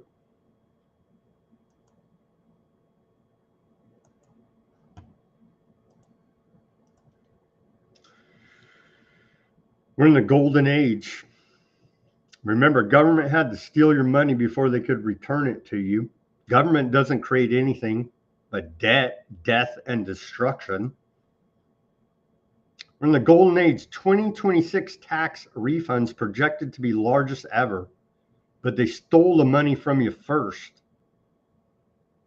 For the 2026 tax filing season, taxpayers are expected to take home an additional $91 billion in refunds and keep an additional $3 billion in their paychecks from reduced withholdings. End all withholdings. Individual income tax is theft. All tax is theft, but especially this one, the withholdings on your W-2 paycheck. And so never forget, they had to steal it from you before you could ever get a refund. More Orwellian language. Okay, what else do we got here? We got 40 minutes left here. Why is the Department of Homeland Security jumping into the economics game? I don't know, but let's blame illegals. I'm good with that. Here's Department of Homeland Security. They say rent is too high. Indeed, it is. There are tens of millions of criminal illegals in our country. It really doesn't correlate, don't matter. Grocery costs too much. There are tens of millions of illegals in our country. Who picks those? Well, I guess robots will soon. There's not enough jobs. It's the illegals, right? Women don't feel safe walking the streets. It's the illegals. Traffic is terrible. It's the illegals. Healthcare is too expensive. It's the illegals. Welfare spending is through the roof. It's the illegals. I can't afford a car. It's the illegals. I can't afford a house. It's the illegals. Many problems, simple answer. There are tens of millions of criminal illegal aliens in the country. You know, I was walking around the house today and I didn't have my shoes on and I stubbed my toe. I blame illegals. You know, it's ridiculous. It really is at this point. Well, hey, corrupt government reform start by there are criminal illegal aliens in the country, no doubt. According to J.D. Vance, last week he said there's, or was it even this week? Anyway, Vice President Vance, Mr. Technocracy, is quoting the figure of 30 million illegal aliens in the country. Reform the immigration system. Yeah, I stubbed my toe. It's illegal's fault. You know, it's getting ridiculous. Even though I'm 100% pro get legal or get out, I have to sit here as a citizen tax-paying slave. So get right or get out. But this is a bridge too far for even me being a hardliner on immigration. It's just a little bit too much. Okay. Fox News. Let's watch devastating poll numbers for Trump. Let's watch this quick report from the War Channel, Fox News.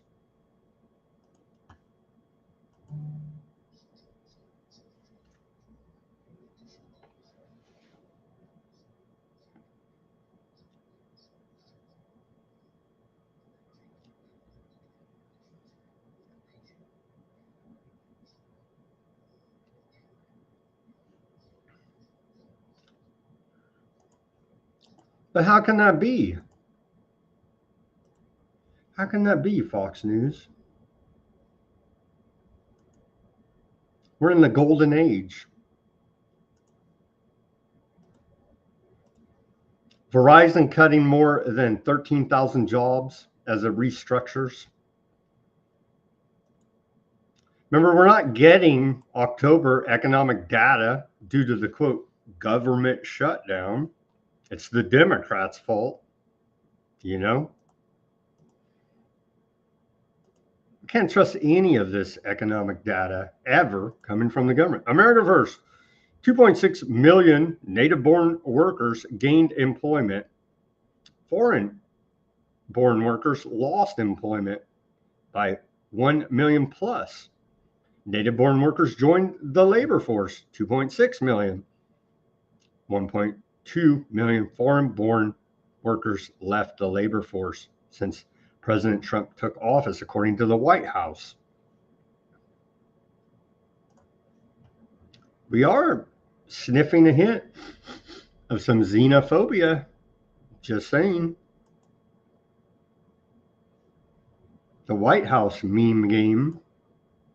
100% of job gains have gone to native-born workers. Bullshit. It's a lie. It's a flat-out lie. But hey, that's from your department, U.S. Department of Labor, so we should expect nothing less than lies. Straight up lie.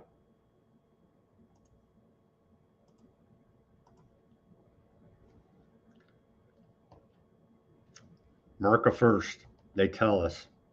GE Appliances says it has awarded more than $150 million in new contracts to U.S. suppliers as a result of this decision. it plans to shift production from China to Kentucky. There's a whole lot of promises. We haven't seen jack. We haven't seen jack. I do understand that a lot of this stuff takes time to develop. So we shall see. We shall see, but I'm not holding my breath. Okay, on to our geopolitical news section here now. Old Bolsonaro, former president of Brazil, and put him in jail today. Former president was put in jail there in Brazil 2 months after receiving a 27-year sentence for trying to annihilate Brazil's democratic institutions. Bolsonaro finally looks jail-bound. The convicted coup monger, who has been living under house arrest in his mansion while a series of legal procedures and appeals play out, is widely expected to be incarcerated in the coming days amid growing speculation that he will be sent to a notorious maximum security prison.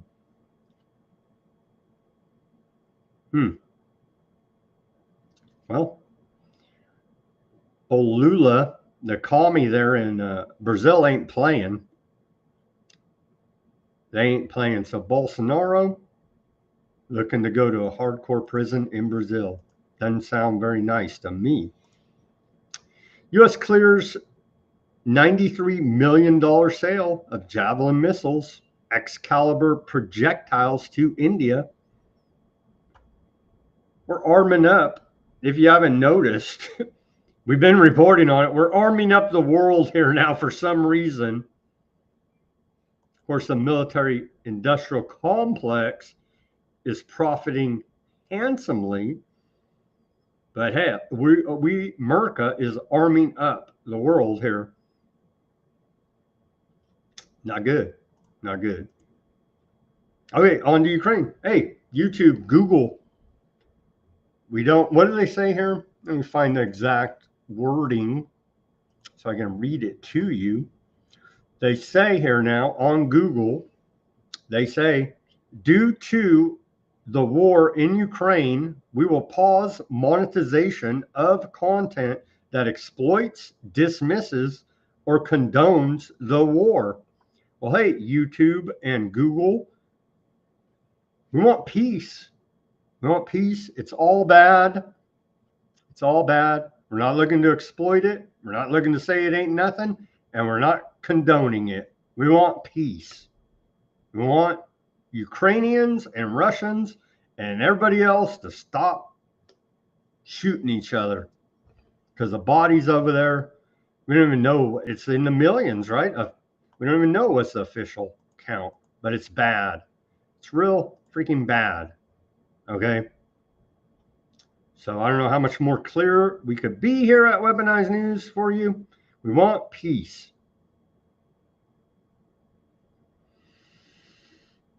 Zelensky agrees to negotiate on Trump's peace plan for Ukraine. The United States has presented its proposals to end the war between Russia and Ukraine. Let's go over the 28-point peace plan here. Maybe old Zelensky. Here you go, YouTube. Here's some, we'll give Zelensky some FaceTime, even though he's not even speaking in English. Сьогодні у мене була зустріч з представниками Сполучених Штатів.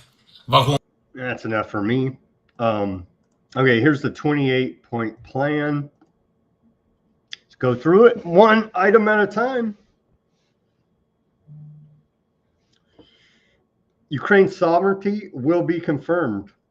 A full and comprehensive non-aggression agreement will be concluded between Russia, Ukraine, and Europe. All ambiguities of the past 30 years will be considered resolved.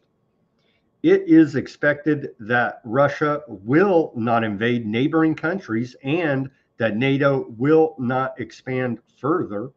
That's what started this whole damn thing, or a big part of it Putin's evil, YouTube.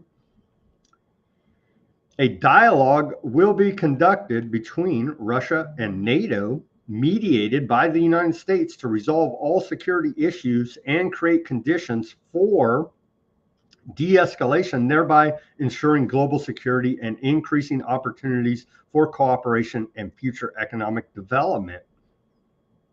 Ukraine will receive reliable security guarantees. The size of the armed forces of Ukraine will be limited to 600,000 personnel. Do they even have that many Ukrainians left? They've been feeding them into the meat grinder for, what, 2.5 years now? A while here now. Ukraine agrees to enshrine in its constitution that it will not join NATO, and NATO agrees to include in its statutes a provision that it will not accept Ukraine in the future. NATO agrees not to deploy troops in Ukraine. Europe fighter aircraft will be stationed in Poland. U.S. guarantees the United States will receive compensation for the guarantee. If Ukraine invades Russia, it will lose the guarantee. If Russia invades Ukraine, in addition to a decisive coordinated military response, all global sanctions will be reinstated. Recognition of new territories and all other benefits of this deal will be revoked. If Ukraine, without cause, launches a missile at Moscow or St. Petersburg, the security guarantee will be considered invalid. Ukraine retains the right to EU membership and will receive short-term preferential access to the European market while the issue is under consideration. A powerful global package of measures for the reconstruction of Ukraine, including but not limited to a creation of Ukraine Development Fund to invest in high growth sectors, including technology, data processing centers, and artificial intelligence, technocracy. The United States will cooperate with Ukraine on the joint reconstruction, development, modernization, and operation of Ukraine's gas infrastructure, including pipelines and storage facilities, joint efforts to restore war-affected territories, including the reconstruction and modernization of cities and residential areas, infrastructure development, extraction of minerals and natural resources. The World Bank will develop a special financing package to accelerate these efforts. Russia will be reintegrated into the global economy. The lifting of sanctions will be discussed and agreed upon gradually on an individual basis. The United States will conclude a long-term economic cooperation agreement aimed at mutual development in the fields of energy, natural resources, infrastructure, artificial intelligence, data processing centers, rare earth mining projects in the Arctic, and other mutually beneficial corporate opportunities. Russia will be invited to return to the G8. Frozen assets will be used in the following way. United States $100 billion worth of frozen Russian assets will be invested in U.S.-led reconstruction and investment efforts in Ukraine. The United States will receive 50% of the profits from this undertaking. Europe will add another $100 billion to increase the total investment available for Ukraine's reconstruction. Frozen European assets will be unfrozen. The remaining frozen Russian assets will be invested in separate American-Russian investment vehicles that will implement joint American-Russian projects in areas to be determined. The fund will be aimed at strengthening bilateral relations and increasing shared interests in order to create strong motivation not to return to the conflict. A joint American-Russian working group on security issues will be established to facilitate and ensure the fulfillment of all provisions of this agreement. Russia will legislatively enshrine a policy of non-aggression toward Europe and Ukraine. The United States and Russia will agree to extend the validity and treaties on the non-proliferation of nuclear weapons and arms control, including START 1. Ukraine agrees to remain a non-nuclear state in accordance with the Treaty on the Non-Proliferation of Nuclear Weapons. The Zaporizhzhia, however you pronounce it, nuclear power plant will be restarted under the IAEA supervision and generated electricity will split equally between Russia and Ukraine. Both countries undertake to introduce educational programs in schools and society that promote understanding and tolerance of different cultures and the elimination of racism and prejudice. Ukraine will adopt EU rules on religious tolerance and protection of linguistic minorities. Both countries agreed to lift all discriminatory measures and add to guarantee the rights of Ukrainians and Russian media and education. All Nazi ideology actively must be rejected and prohibited. The territories now: Crimea, Luhansk, however you pronounce that, the Donetsk, will be recognized by de facto as Russia, including by the United States. Kherson, and that one I can't even pronounce, will be frozen along the line of contact. That's the front lines right now. How do you pronounce it? Zap or in Zahaya? I know I'm butchering it. Pardon my Russian pronunciation. Which will mean de facto recognition along the lines of contact. Russia renounces other annexed territories. Ukraine forces will withdraw from Donetsk Oblast. They currently control. This withdrawal zone will be regarded as a neutral demilitarized buffer zone, internationally recognized as territory belonging to the Russian Federation. Russian forces will not enter this demilitarized zone.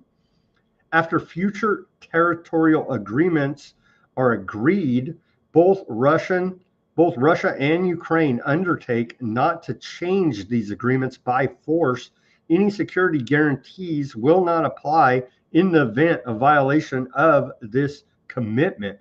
Russia will not obstruct Ukraine's commercial use of the Dnipro River, and agreements will be reached on the free transportation of grain across the Black Sea. A humanitarian committee will be created to resolve outstanding issues, including all remaining prisoners and bodies will be exchanged on the quote all for all principle. All civilian detainees and hostages will be returned, including children. A family reunification program will be implemented. Measures will be taken to alleviate the suffering of conflict victims. Ukraine will hold elections 100 days after the agreement is signed. All parties involved in the conflict will receive full amnesty for actions committed during the war and will undertake not to file claims or propose complaints in the future. This agreement will be legally binding. Its implementation will be monitored and guaranteed by a peace council headed by President Trump. Predetermined sanctions will apply in the event of violations.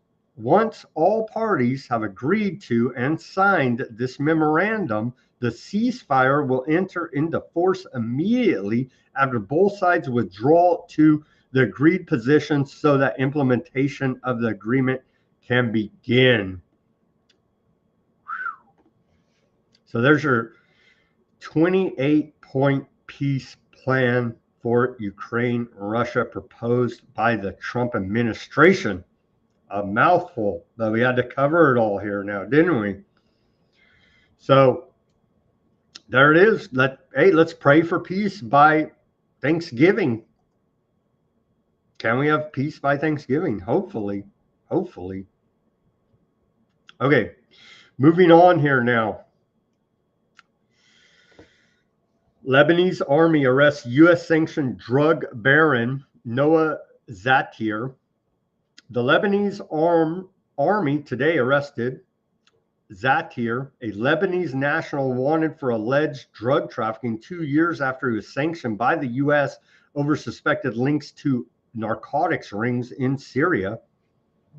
3 Lebanese security forces told Reuters that troops detained Zatir earlier in the day following years of outstanding arrest warrants they said he had previously managed to avoid. In a statement, the Lebanese army said it had taken him into custody, a man identified by the initials NZ, in the eastern region, in Bekaa region, near Zatir's hometown. The arrest comes one day after 2 Lebanese soldiers were killed in clashes in Bekaa during operations targeting fugitives linked to drug trafficking.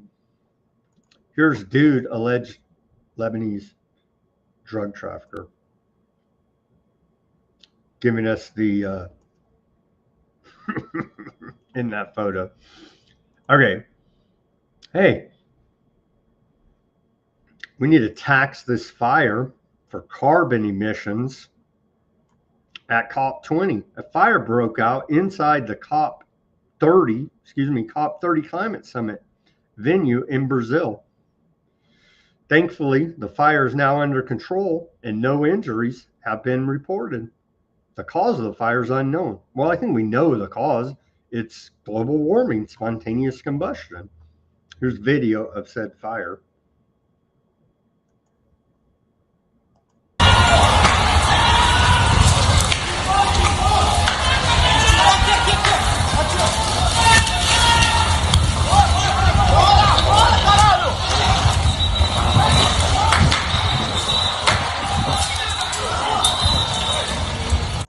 So yeah, that fire is going to get a big carbon tax bill from the UN, Al Gore, and the rest of the crew. Okay. Here's a heartwarming image for everyone. There you go. Aardvark sources report that Aardvark Prime Minister Benjamin Netanyahu met today in Jerusalem office with the leadership of the American Aardvark Public Affairs Committee, APAC. Well, you don't say. They're all American firsters there, though, you know. So this is very heartwarming indeed.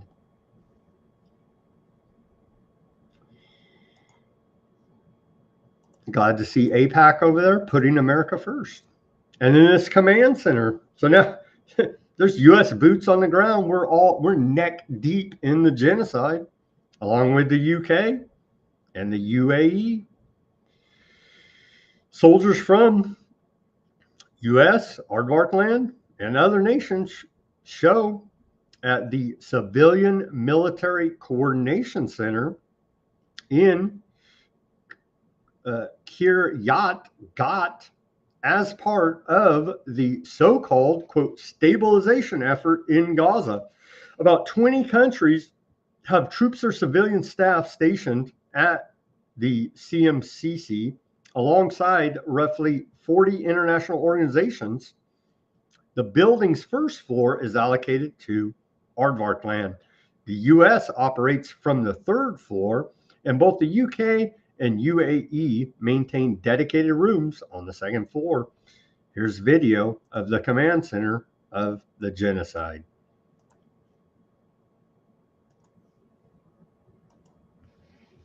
I don't think there's any audio on this.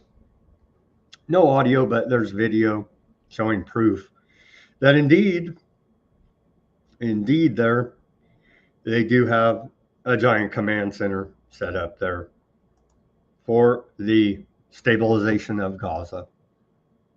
As there's a ceasefire going on there, don't you know? Over 100 killed or injured in overnight aardvark strikes on Gaza shelters. Aardvark airstrikes yesterday killed 34 Palestinians, among them at least 18 children, and wounded more than 77 others in Gaza City and Kianis. That's an aardvark ceasefire. And then they have attached here, I'm not even going to play it, but you can go see it. The images of the dead children blowing up. It's horrific, hellish. Palestinian children face unprecedented crisis. Tens of thousands killed, orphaned, and trapped under rubble. The International Commission for the Support of the Rights of the Palestinian People has revealed that the aardvark genocide in Gaza has left catastrophic effects, including the killing of over 20,000 children, more than 1,000 infants, and 170,760 injured, with half of the 70,000 children injured suffering permanent disabilities. Thousands remain trapped under rubble, entire families erased from the civil registry, and 56,348 children orphaned, starvation.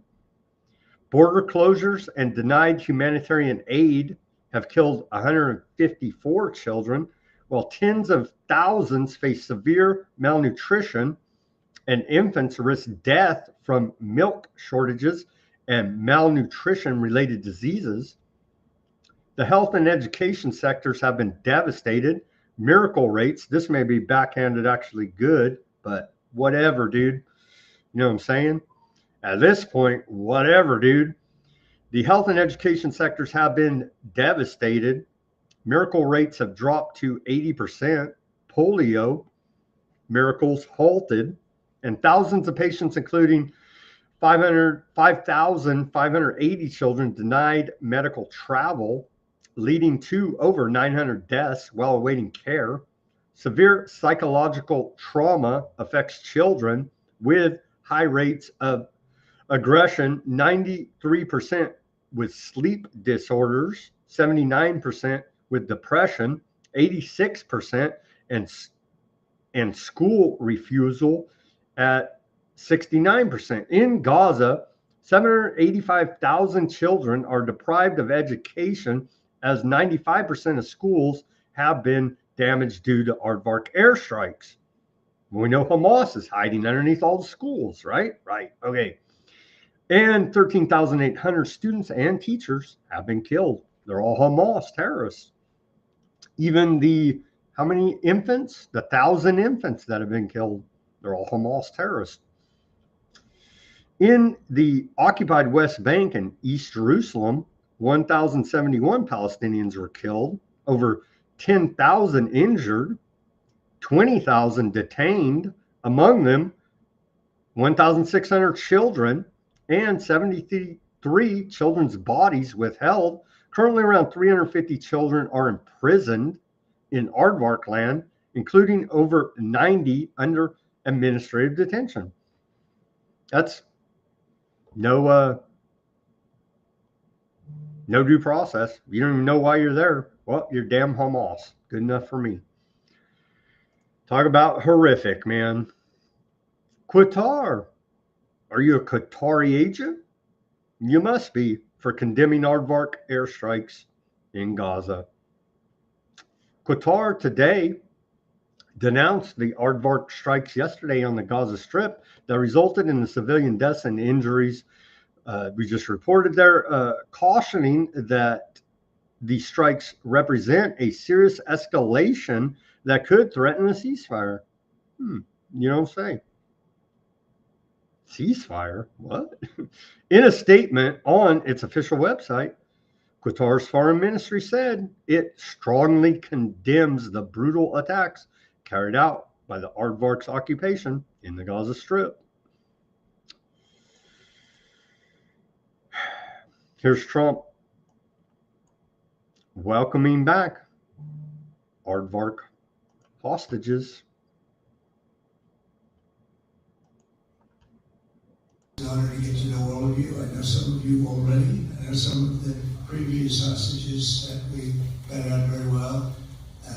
We love you all, and our country loves you all, and the world is watching, and really, you're amazing people. Thank you very much.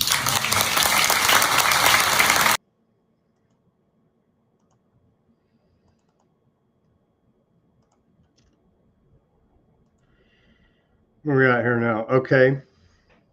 On to this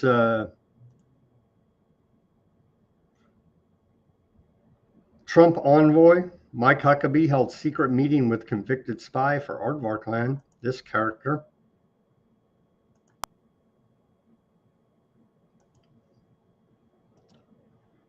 Here's old Levette, press secretary, when asked about it. Phil. Thank you. Ambassador Mike Huckabee had a meeting with Jonathan Pollard, a former U.S. citizen who was convicted and spent 3 decades in jail for selling state secrets to Israel. Did the White House know that that meeting was going to happen? Does the administration condone it? The White House was not aware of that meeting, but the president stands by our ambassador, Mike Huckabee, and all that he's doing for the United States and Israel. You said. Yeah.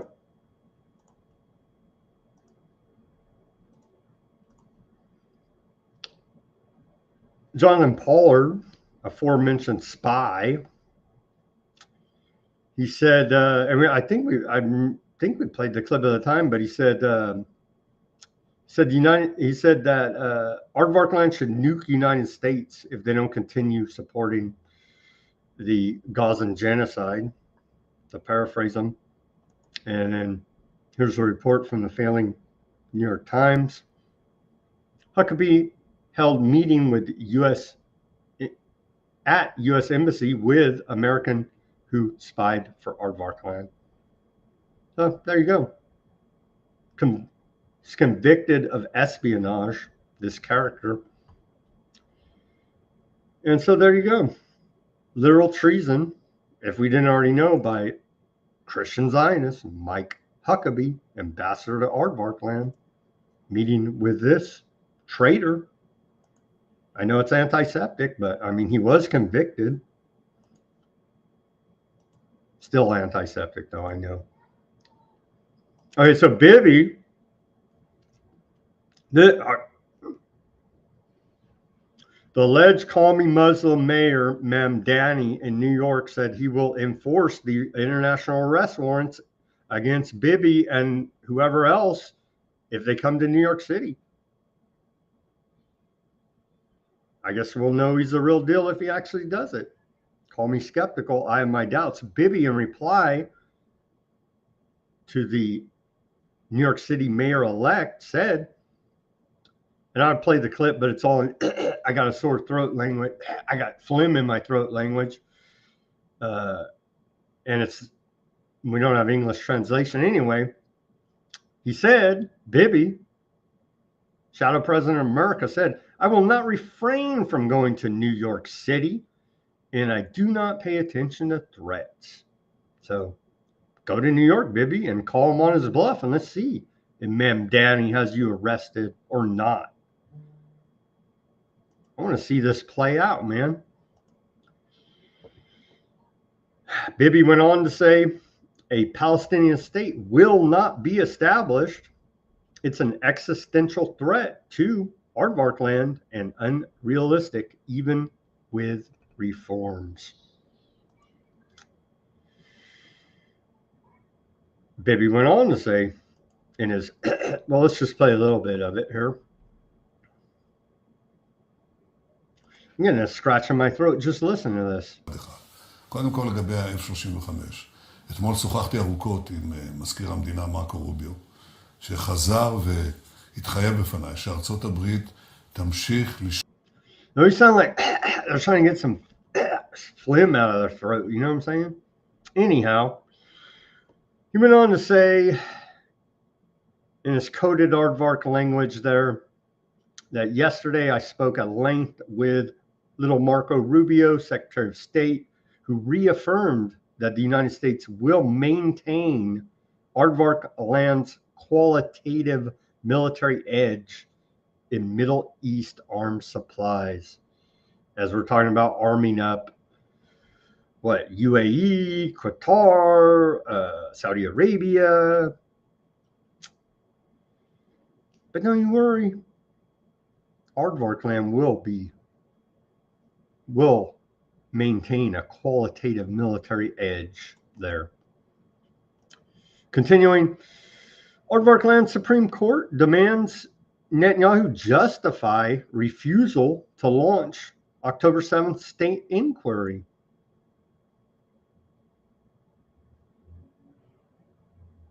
I thought it's open and shut case. It's a damn Hamas terrorist. Turns out, Aardvark Land's High Court of Justice issued a preliminary order yesterday instructing the government to justify its reasons for not establishing a state commission of inquiry into the events surrounding the worst attack in the history of the world, October 7, 2023. The court demanded to know why Prime Minister Benjamin Netanyahu's government has refused to establish such a commission, which could, quote, examine in an independent, professional, and impartial manner the events surrounding October 7th.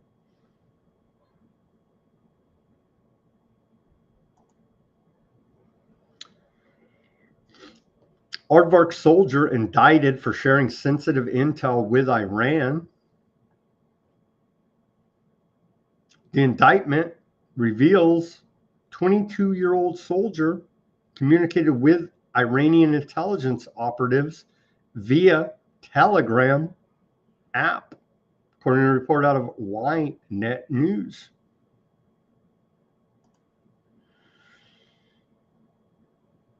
A little bit more on that. It's not even really that interesting. Yeah, there's spies running around on both sides. You know what I mean? I don't doubt it. This is rather concerning. Remember the yellow line that they whack people, they whack Palestinians for passing this alleged yellow line.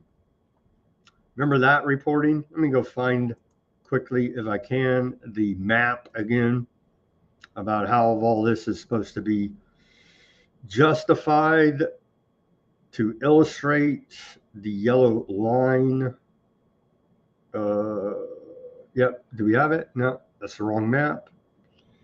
Where is the yellow line here? I know I have it.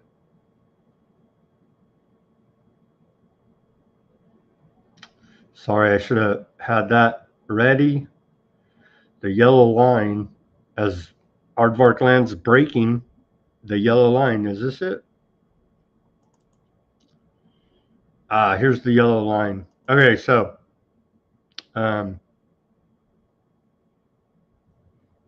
here is the yellow line to give you context about this report. So you cross this yellow line and they whack you if you're a Palestinian.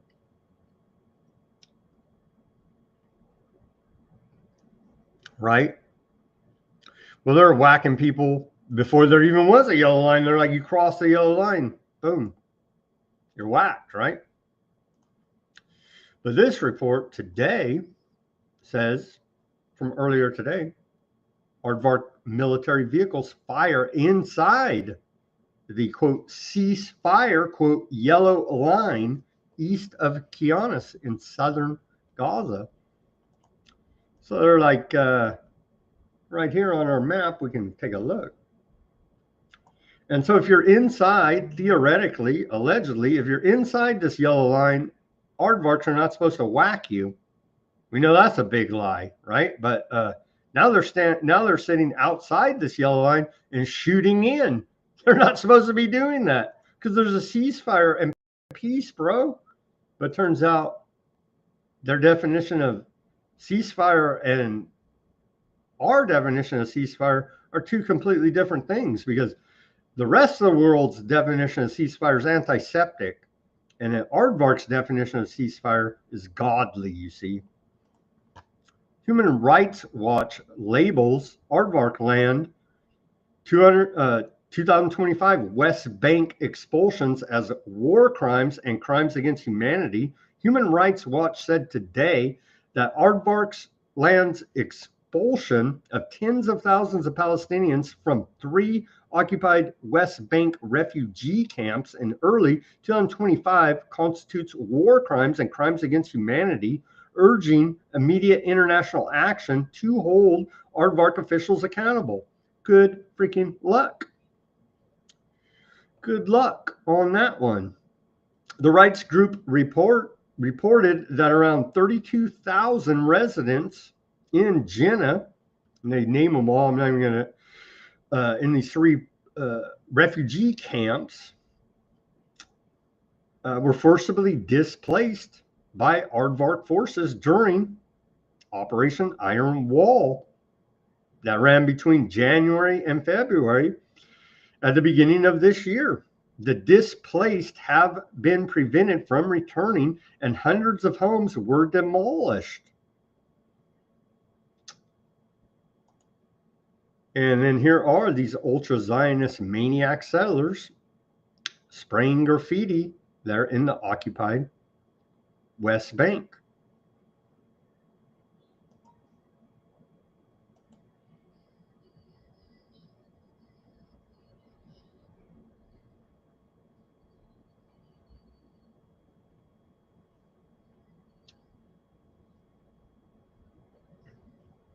See, that's a real nice little gang sign they graffitied there. And then finally, from southern Lebanon to occupied West Bank, families fight to protect their olive trees, their harvest, and their heritage, reminding us that even amid destruction, resilience endures. Report out of the cradle. As reported yesterday, the fishing industry has been completely annihilated there in Gaza, and they're trying to annihilate any type of economy, agricultural production, sustainable living conditions that these people may look to forage for. It's trying to be eliminated because, of course, they're all terrorists. Let's watch this report out of the cradle.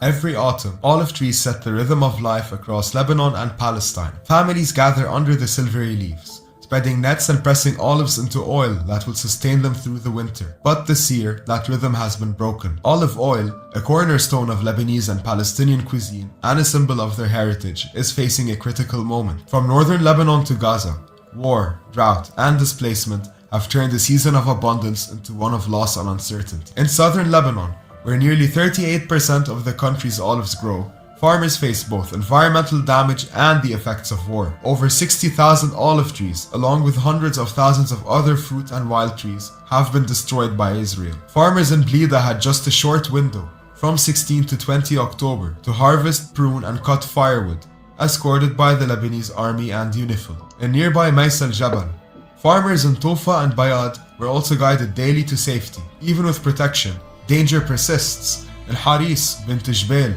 an Israeli drone struck 2 civilians pruning trees, sending them to the hospital. In the occupied West Bank, the harvest is even harsher. Families near Nablus and Ramallah face restricted access and settler violence, often collecting only a fraction of their expected yield.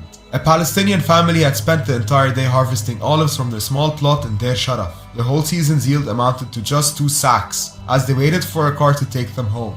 A settler rode up, snatched 1 sack, and sped away on his motorcycle. He didn't leave the second out of mercy. He simply couldn't fit both, says Nasser Qaddous, ANERA's agricultural programs manager. Between 1 and 28 October, nearly 1,000 olive trees were burned or vandalized in the occupied West Bank, with 270 settler-related incidents documented. More than 60 communities in Nablus, Ramallah, Hebron, and Salfit remain at high risk, making it harder to maintain their livelihood. This season, across Lebanon and Palestine, The olive harvest has become a battleground, but it is also a story of resilience, a reminder that the rhythms of life, tradition, and heritage can survive even in the face of war, displacement, and occupation. And with that, we're going to wrap up this Thursday edition of Weaponized News. Let's go to the channels quickly. Let's go to Odysee. Shout out to the Odysee audience. And Gurr, I did see that. He said, I'm circling back for real, not like Raggedy Ann, earlier on yesterday's show, I believe. Again, apologies for this incorrect title on today's show. I don't know what glitched up in Odysee, but thank you for tuning in. That's the wrong title. For John, Gurr, Highland, Deep Insight, not administering miracles may cause miracles. Deep Insights. Indeed. There. I thought I was watching a recording of yesterday's show when a dialogue box appeared with yesterday's comment.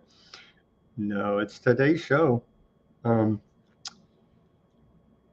the Beach was a movie like you are describing that was indeed to terrify the viewer with an end of the world scenario after nuclear war. Yeah. It's a lot of them, man.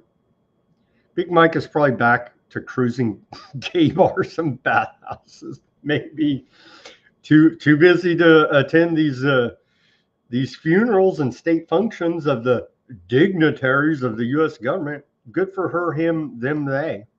You know what I mean? I wouldn't want to be part of any of this either. I don't want to be and never will be. But maybe him, them, they is figuring it out that they don't want any part of this either. Let's see here. You got a clear choice. Biden or Trump, AOC or Vance. That's what, yeah, it's probably what it's going to be. Or Newsom, I don't know. I'm going to run a Newsom AOC ticket for 2028. Probably. They'll probably win. What else do we got? It will be fine when those trillions in foreign investment make it here. Did the job gains go to the H-1B visas? Indeed. I noticed that the stated plans for Ukraine do not mention agriculture. Ukraine is the world's best farmland. I don't know. Right here in the Central Valley may argue with you, but yeah, they do have that black, that they're famous, right, for the Ukrainian black soil there. So one of the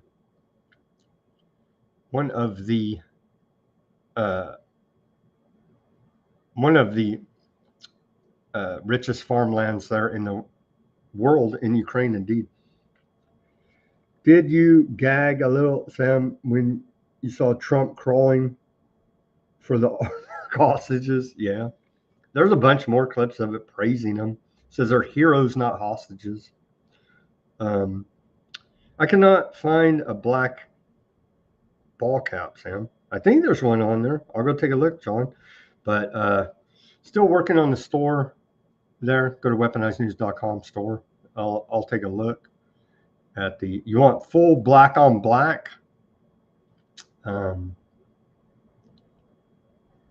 you want full black on black, I'm not sure there's full black on black. I'll take a look. And with that, thank you everybody for tuning in on Odysee. Thank you everybody for tuning in on Kick, X, Facebook, Twitch, Rumble, and YouTube. And with that, as always, everybody do your own research, peace, love, and freedom. Speak out and take action. Have a great rest of your Thursday evening, and we'll see you back here on Friday for more Weaponized News. I see that, John, black on black. All right, I'll take a look.